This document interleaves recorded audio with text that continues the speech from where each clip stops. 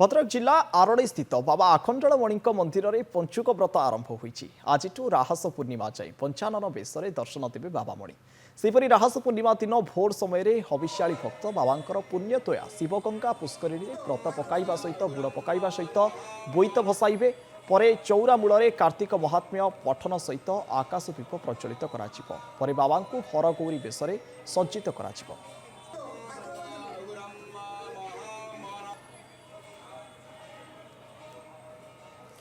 आम सहित जोड़ी होती बाबाजी पाड़ी आखंडलमणि पीठर बाबाजी किभली आज परिवेश रही बाबांकर कौन रीतिनीति होता आगु को कौन रीतिनीति हम देखो गायत्री आम अच्छु बर्तमान बाबा आखंड पीठ जो पवित्र जो धर्मर मास कार्तिक मास ये कार्तिक मासरे जो भाई पंचुक व्रत आरंभ हो जाए बाबा आखंड पीठरे भक्त गहली लगी सकाळु देखा भोर 4टार मंदिर पट खोलिया बाबांकर मंगल आरती महास्नान घर्षण लगी सरिया बर्तमान बाबांकर जो भागवत पारायण हरिहर भेट अनुष्ठित होती सीधासल चित्र देखा भक्त मान गहली धीरे धीरे बढ़िबार लगी जो भाई भक्त मैंने आसुंच बाबा को दर्शन कर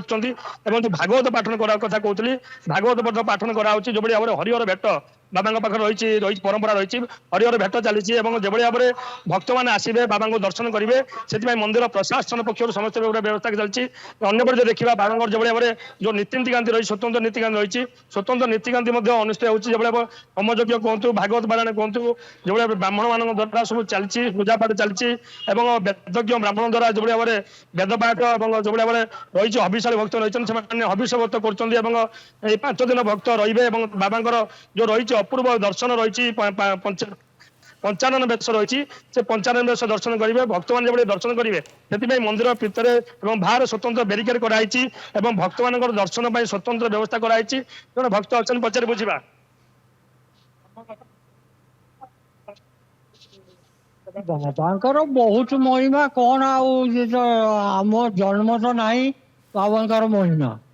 आउ बाप गुसा आगुरी कौन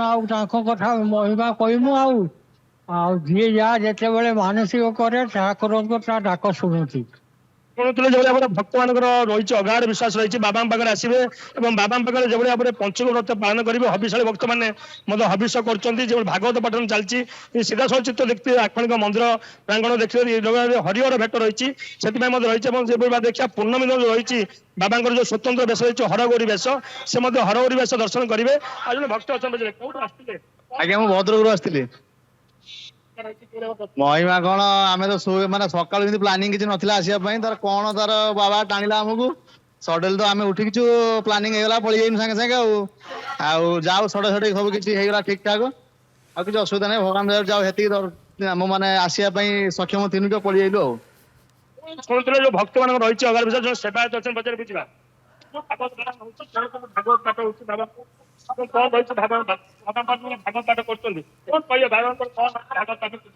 आज्ञा महला नवमी पाखु राधा पाद दर्शन पाखु ये भागवत पारायण कराए महाप्रभुंर हरिहर भेट कराए आज्ञा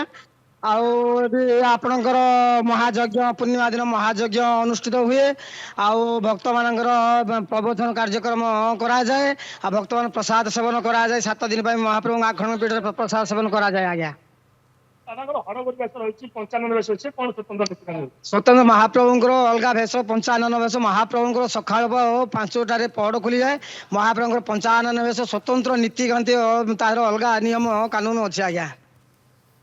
शुणुले जो भक्त मान कहते जो भाई पंचानन बेश अच्छी किभली भाव परिवेश रही भक्तिमय परिवेश रही बाबा